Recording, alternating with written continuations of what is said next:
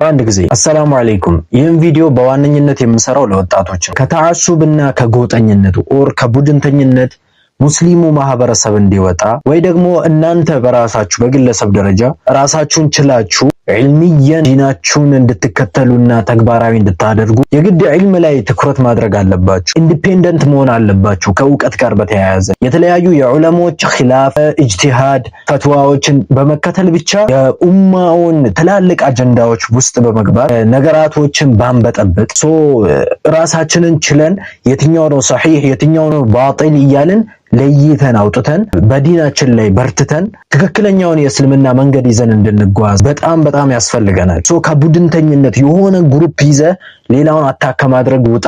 ዒልም ላይ ትኩረት አድርግ፣ ተማር፣ እወቅ፣ አናላይዝ አድርግ፣ በደንብ አድርግ፣ አስተንትን፣ ጥያቄዎችን ጠይቅ። ለምን በልና ጠይቅ፣ ደሊልን ጠይቅ፣ መረጃ ጠይቅ። ያን እውቀቱ ይገለጥልሃል። የግድ የሆነ ቡድን ይዘ ፋይት ማድረግ ግዴታ አይደለም በእስልምና።